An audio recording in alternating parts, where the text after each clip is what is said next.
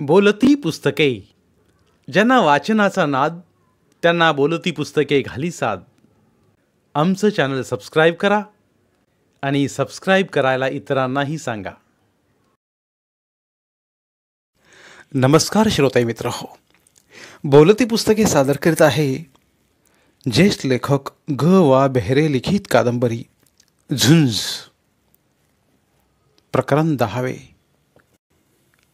ठरल्याप्रमाणे अक्षय कुमारने क्रॉस घेतली. 2-2.5 तासात बाबूरावांच्या विरुद्ध एक शब्दही उच्चारला गेला नाही. त्यामुळे बचाव पक्षाचे सारेच लोक आश्चर्यचकित झाले. जसजशी साक्ष पुढे जात चालली तसतसे बाबूराव मोकळे आणि बेफिकीर होत गेले. दुपारच्या सुट्टीच्या आधी अक्षय कुमारने बाबूरावांनी त्यापूर्वी उकरून काढल्या ज्या प्रकरणांचा उल्लेख केला होता ती सगळी बाबूरावांनी विस्ताराने सांगितली. ह्या प्रकरणांची अखेर काय झाली या प्रश्नाला उत्तर देताना बाबूराव जरा सावध झाले. पण त्यानं सांगितले की या सर्व प्रकरणातील बदनामीचे खटले मागे घेण्यात आले आहेत. खटले मागे घेताना उभय पक्षांनी जी पुरशीस दाखवली गेली त्याचे तपशील विचारताच पटेलांनी हरकत घेतली. त्याबरोबर आक्षेप घेतलेला प्रश्नही अक्षय कुमारने मागे घेतला. त्या 5-6 प्रकरणात दाखल झालेल्या फुरशीसच्या नकला या खटल्यात दाखल करण्याची परवानगी अक्षय कुमारने मागितली आणि कोर्टाला ती नाकारण्याचे काही कारण नव्हते, कारण ते कोर्टातीलच दस्तऐवज होते. मग अक्षय कुमारने प्रश्न केला, या 6ही प्रकरणात आपण जे जे लिहिलं ते सत्यावर आधारलेलं होतं, ही गोष्ट खरी होती की नाही? बाबूरावांनी उत्तर दिलं, अर्थातच ही सारी प्रकरणं खरी होती. याबद्दल मी खात्री करून घेतली. आपला बदनामीचा खटला टिकणार नाही म्हणून ती फिर्यादी पक्षाला मागे घ्यावी लागली होती. फिर्यादी पक्षाने हे खटले मागे घेतलेले नाहीत. आरोपी आणि फिर्यादी यांची संगनमताने समजूत झाली असे अर्ज दिले आहेत. हा खटले लांबवण्यात आम्हाला रस नव्हता. आमचं काम झालं होतं. जनतेच्या न्यायालयात आम्ही ही प्रकरणं आणली होती म्हणून आम्ही आमचं कर्तव्य संपताच फिर्याद मागे घेण्याच्या अर्जाला संमती दिली. पण अशा उभयंतांच्या संमतीने जेव्हा अर्ज दाखल होतो तेव्हा त्या प्रकरणावर पुन्हा टीका करण्याचा तुमचा अधिकार नष्ट होतो. हे तुम्हाला माहीत आहे काय? असेलही, पण मला त्या विषयावर पुन्हा लिहायचंच नव्हतं. मग हे प्रकरण संपवून टाकायला काय हरकत होती? याचा अर्थ असा करायचा काय की तुम्ही यापुढे लिहू नये म्हणून तुमचं तोंड बंद करण्यासाठी फिर्यादी पक्षांकडून योग्य ती किंमत तुम्हाला मिळाली होती. बाबूराव रागाने ओरडून म्हणाले, तुम्ही मला भडवा समजता? कोर्टाने हातोडी वाजवली आणि पटेलनेही उभे राहून या प्रश्नाला हरकत घेतली. कोर्टाने हरकत फेटाळून लावली, पण प्रश्न मात्र वेगळ्या प्रकाराने विचारावा असं सुचवला. अक्षय कुमारने अत्यंत सौम्य आवाजात प्रश्न केला, चित्रे साहेब, आपण रागावू नका. तुमचा अपमान करण्याची मला इच्छा नाही. मला एवढंच विचारायचं की समाजातील पाजी आणि गुन्हेगार लोक पुराव्यासहित तुमच्या तावडीत सापडलेले असताना तुम्ही त्यांना अशी तडजोड करून एक प्रकारे संरक्षण दिलं, हे खरं आहे काय? नाही. ही प्रकरणं खासदार आमदार यांनी तडीला लावावी म्हणून मी त्यांच्याकडे सादर केली होती. अशा प्रकरणात एखादं प्रकरण तरी उजेडात आलं आणि त्यातील गुन्हेगाराला शिक्षा झाली असं एकदा तरी घडलंय का? नाही, नसावं. मला तसं नक्की सांगता येणार नाही. समजा तुम्ही ह्या बदनामीच्या खटल्यात आग्रही राहिला असतात तर तुम्हाला ही प्रकरणं शेवटला नेऊन गुन्हेगारांना शिक्षा करता आली असती का? नसती, कारण माझ्याजवळचे सर्व पुरावे मी वापरून टाकले होते. मला वाटतं या प्रकरणातला तुमचा रस संपला होता. होय की नाही? होय. खासदार आमदार किंवा अन्य वृत्तपत्रे यांनी या प्रकरणात काही करावं असंही तुमच्या मनात नव्हतं? असं मुळीच नाही. ते या सामाजिक गुन्हेगारांना भितात, त्याला मी काय करणार? पण या बदनामीच्या खटल्यातून तुम्ही निर्दोष सुटला असतात तर अन्य वृत्तपत्रांना किंवा व्यक्तींना न्याय मिळवण्यास अधिक मदत झाली असती, असं तुम्हाला वाटतं की नाही? कदाचित झाली असती. आजपर्यंत तुमच्यावर झालेल्या बदनामीच्या शेकडो खटल्यात तुम्ही एकदाही निर्दोषी म्हणून सुटलेला नाही. ही गोष्ट खरी आहे काय? मला आठवत नाही. दोषी ठरलात? नाही.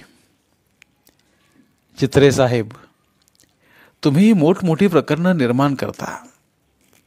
अब्रू साफ करून घेण्यासाठी तुमच्यावर अब्रू नुकसानीचे खटले भरले जातात आणि हे खटले आपसात तडजोड करून मिटवले जातात. याचा अन्वयार्थ तुम्ही काय लावाल? मी काहीच अन्वयार्थ लावू इच्छित नाही. तडजोडी होतात हे तर खरं. होय. बदनामीबाबत केलेले आरोप फिर्यादी पक्ष वाचवतो हे झाले फिर्यादी पक्षाच्या बाबत. तुम्ही कोणती माघार घेता? मला कुठलीच माघार घ्यायचं कारण नव्हतं. माघार नसेल, पण यापुढं ह्या प्रकरणात आपण लिहिणार नाही असं तोंडी कबूल तरी करत असाल? असं काही कबूल केलेलं मला आठवत नाही. पण प्रत्यक्षात तुम्ही नंतर कधी लिहिलेलं नाही ही गोष्ट तर खरी. होय. मग न लिहिण्याची किंमत तुम्ही कोणत्या रूपात वसूल करता? पटेल एकदम उठून उभे राहिले आणि त्याने एकदम या प्रश्नाला हरकत घेतली. तांबे दोन क्षण विचार करून अक्षय कुमारला म्हणाले, हा प्रश्न तुम्ही कशासाठी विचारत आहात? युअर ऑनर, या प्रश्नाचं उत्तर काहीही दिलं तरी ते मला हवं आहे, कारण फिर्यादीचा प्रामाणिकपणा मला तपासून घ्यायचा आहे. मग तांब्यांनी बाबूरावांकडे पाहिलं आणि त्यांना उत्तर द्यायला सुचवलं. बाबूराव तितक्याच ऐटीने म्हणाले, मी अशी कोणतीच किंमत वसूल करीत नाही. हे पहा बाबूराव, मी तुम्हाला किंमत घेता असं म्हणालो नाही, पण तुमच्यासारखा मातब्बर आणि झुंजार पत्रकार काही कारण नसताना आपलं तोंड बंद करण्यासाठी कोणतीच किंमत मागणार नाही हे पटत नाही. म्हणून पुन्हा प्रश्न विचारतो. अशा तडजोडी जेव्हा होतात तेव्हा तुम्ही पैसे घेत नसाल, पण फिर्यादी पक्ष तुम्हाला काही पैसे देऊ करत असेल की नाही? मला आठवत नाही. पुन्हा सांगतो, तुम्ही पैसे घेतल्याचा आरोप मी करत नाही, पण अशा गुन्हेगारी लोकांची प्रवृत्ती तुमच्यासारख्या झुंजार पत्रकाराला विकत घ्यावं अशी असते की नाही? मला काही सांगता येणार नाही. स्मरणशक्तीबद्दल तुम्ही प्रसिद्ध आहात, तेव्हा अशा महत्त्वाच्या गोष्टी तुम्हाला आठवत नाहीत हे म्हणणं बरोबर वाटणार नाही. तुमच्या आठवणीसाठी मी 3-4 प्रकरणं सांगतो. लॅक्मे इंडस्ट्रीजनं कमी प्रतीचा माल पुरवला असं तुम्ही लिहिलंत. सरकारनं आयात केलेल्या खाद्यतेलात भेसळ करून ते विकलं म्हणून काटावाला नावाच्या व्यापाऱ्याबद्दलही तुम्ही लिहिलं होतं. कामगारांच्या एका संपात एका पोलीस अधिकाऱ्याचा खून जरीवाला नावाच्या युनियन लीडरनं केला असंही तुम्ही लिहिलं होतं. ही तिन्ही प्रकरणं त्यावेळेला खूप गाजली. या तिन्ही प्रकरणात तुम्हाला पैसे देऊ केले गेले होते अशी मला नक्की माहिती आहे. तुम्ही त्यांच्याकडून पैसे स्वीकारले नसतील किंवा नसणारच, पण या प्रकरणात तुम्हाला खूप मोठी रक्कम ऑफर करण्यात आली होती. म्हणून आठवण करून उत्तर द्या. उत्तर उद्या दिलं तरी चालेल, कारण मी आता उद्यापर्यंत हा खटला तहकूब करावा अशी विनंती कोर्टाला करणार आहे. अर्थात शेवटचे वाक्य अक्षय कुमार तांब्यांकडे पाहून म्हणाले, आजच्या दिवसाचे कामकाज या खटल्यापुरतं तरी थांबलं आहे असे तांब्यांनी जाहीर केलं. आबासाहेब सारी कोर्ट प्रोसिडिंग सावधानतेने ऐकत होते आणि त्यांच्या चेहऱ्यावरची प्रसन्नता पाहून बाबूराव जरा स्तंभित झाले. कोर्टातून बाहेर पडताच बाबूरावने आबासाहेबांना हाक मारली आणि ते म्हणाले, आपण थोडं बसूया, मला तुमच्याशी बोलायचं आहे. आबासाहेबांनी मान हलवली. ते आणि पटेल मग पटेलांच्या चेंबरमध्ये येऊन धडकले. खोलीत फक्त 3घेच जण होते. तेव्हा पटेल म्हणाले, खरे संचेती फिशिंग एक्सपिडिशन का करतो आहे ते समजत नाही. या लोकांच्या साक्षी कोर्टात काढून जर बाबूरावांनी पैसे घेतले हे सिद्ध करायला लागला तर ते 3घे जण अडचणीत येतील. ही एक गोष्ट. शिवाय या बदनामीच्या खटल्यात त्या खटल्यांचा काहीही उपयोग नाही. या प्रकरणात मी तुझ्या चेल्याला आणखीन प्रश्न विचारू देणार नाही. पटेल, तुला माहीत असेल की या प्रकरणात मी बाबूरावांचा वकील नाही. एवढेच नव्हे तर पुढच्या कोणत्याही खटल्यात मी त्यांचा वकील नसणार. तेव्हा या प्रकरणात मी सल्ला देणं बरोबर नाही. मला आता ही गोष्ट माहीत आहे की प्रत्येक खटल्याच्या वेळेस तडजोडीच्या वेळी बाबूरावांनी पैसे वसूल केले आहेत. अर्थात ह्या गोष्टी माझ्या डोळ्यांसमोर घडल्या नाहीत, पण बाबूरावांनीच मला तसं सांगितलंय. बाबूरावांची ही आदत काही नवी नाही. बाबूरावांनी हा बदनामीचा खटला लावायलाच नको होता. तुला माहीत आहे, Baburao is a bad witness in witness box. आजपर्यंत असं होई की तो आरोपी असे, तेव्हा त्याला विटनेस बॉक्समध्ये उभे राहण्याचे कारण नव्हते. माझा सल्ला मी त्याला पूर्वीच दिलेला आहे. त्यानं हा खटला लावला नसता तरी चालला असतं, कारण आपली अब्रू धुवून घेण्यासाठी त्याला अब्रू आहेच कुठं.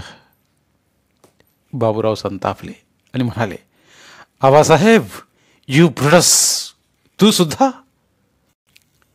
पटेलांनी हस्तक्षेप केला आणि ते म्हणाले, तुम्ही भांडू नका. खरे म्हणतो ते थोडंसं खरं आहे.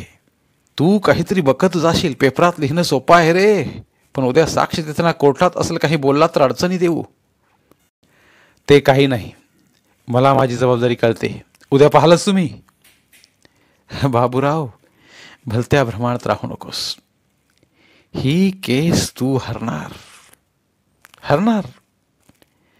उद्या संध्याकाळच्या आत तुला तडजोड करावी लागेल. म्हणजे डिफेन्सला तू थांबेल आहेस? तुझ्याशी एकनिष्ठ राहायला तुझा माझा संबंध काय रे? मी तुझ्या विरुद्ध कोर्टात उभा राहणार नाही असं ठरवलंय, पण बोलून चालून फी घेऊन सल्ला द्यायला मी एक धंदेवाईक वकील आहे आणि माझ्या धंद्याची नीती मी पाळतो. आणि मी पाळत नाही? नाही रे बाबा, ते मला माहीत नाही. ते तुझं तू ठरव. हे बघ, तू त्या गोऱ्या गोमट्या रांडेवर भरून माझ्या विरुद्ध उभा राहणार? बाबूराव, तोंड सांभाळून बोल. ही चव्हाटाची कचेरी नाही. तू अशा तऱ्हेने बोलायला लागलास तर कोर्टात मी तुझ्या विरुद्ध उभा राहणार नाही हा शब्द पाळायची सुद्धा मला गरज नाही. तू माझ्या विरुद्ध उभाच राहू शकणार नाहीस, कारण तुझ्या विरुद्ध मी कोर्टाकडे अर्ज करेन. तुझे आणि माझे अनेक वर्षांपासून संबंध होते. अनेक गुप्त गोष्टी मी तुला सांगितल्यात. त्याचा गैरफायदा घेऊन तुला प्रतिपक्षाचं वकीलपत्र घेता येणार नाही असं तूच म्हणाला होतास ना? मूर्ख माणसा, तुला कायदा कळत नाही. या प्रकरणात तू मला कॉन्फिडेन्शियल असं वकील आणि आशील या नात्यानं काही सांगितलेलं नाहीस. तेव्हा असला मूर्खपणा केलास तर कोर्ट ते मान्य करणार नाही. तुला हवं ते तू कर. Good bye. पटेलांनी समजावण्याचा प्रयत्न केला, पण तो लाथाडून आबासाहेब खरे चेंबरमधून बाहेर आले. कोर्टातल्या कोणत्याही कामानं अस्वस्थ होण्याचा आबासाहेब खऱ्यांचा रिवाज नव्हता. आज मनात जी अस्वस्थता होती ती अगदी वेगळी होती. बाबूराव कसाही असो, गेली अनेक वर्षे त्याचे आपले संबंध आहेत. आज त्याच्यात आणि आपल्यात दुश्मनी निर्माण झाली. ती कशामुळे? गुलाबमुळेच ना. आपल्या लेखी गुलाब अगदी देवता असेल, पण जगाच्या दृष्टीने ती कोण आहे? बाबूरावाच्या दृष्टीने ती कोण आहे? गुलाबसाठी गुलाबरावाशी दुश्मनी करण्याचे समर्थन आपण कसे करू शकतो? बाबूराव कसा आहे हे काय पूर्वीपासून आपल्याला माहीत नाही? तरीही आपण त्याच्याशी साथ केली. डावपेचाने त्याचा बचाव केला.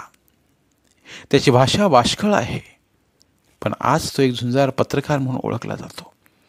त्याला ज्याप्रमाणे सनसनाटी गोष्टीचा वास ताबडतोब लागतो, तसा आपल्यालाही कोणत्याही कोर्ट केसमधला कच्चा दुवा ताबडतोब सापडतो.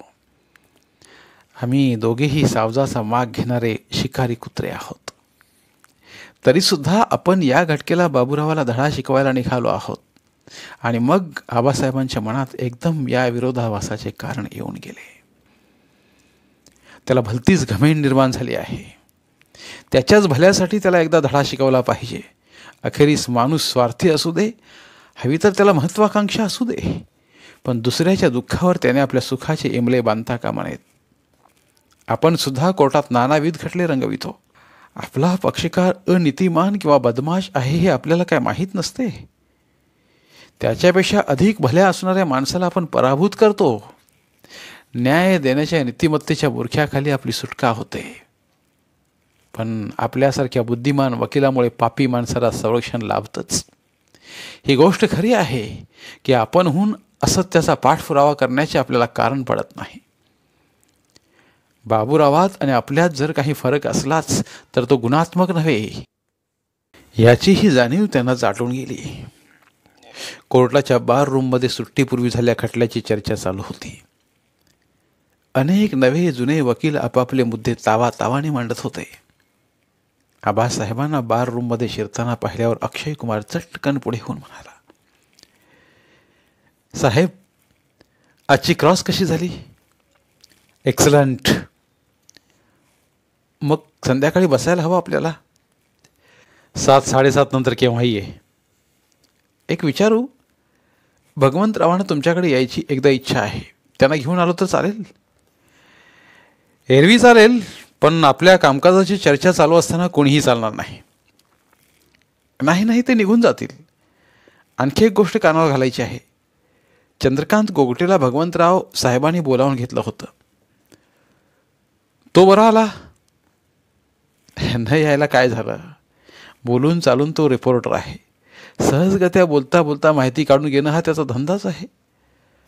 पण तो काय म्हणतोय तसं काही विशेष नाही, पण भगवंतराव हरतील असं त्यानं भाकीत केलंय.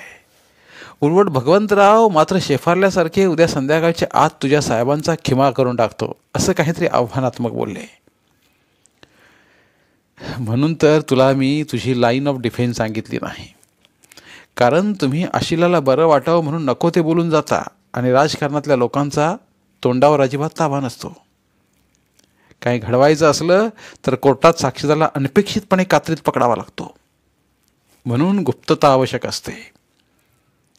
किंबहुना साक्षीदाराचा फाजील आत्मविश्वास हेच आपलं भांडवल असतं. आजचंच पहा ना, बाबूराव किती आढ्यतेने वागत होता. माणसाच्या डोक्यात अहंकार शिरला की तो आपोआपच बेसावध बनतो आणि मग हवं ते त्याच्याकडून वदविता येतं. माझ्या ते लक्षात आलंय साहेब. तुमच्याच हाताखाली मी धडे घेतले त्याचे, पण अजूनही मी कुठे चाललोय याचा उलगडा होत नाहीये. होईल, आज रात्री होईल. मी निघतो आता, कारण आपटे साहेबांच्या पुढे आर्ग्युमेंट चालायचे. संध्याकाळी ये, वाट पाहतो. धन्यवाद. उर्वरित कादंबरी पुढील भागात.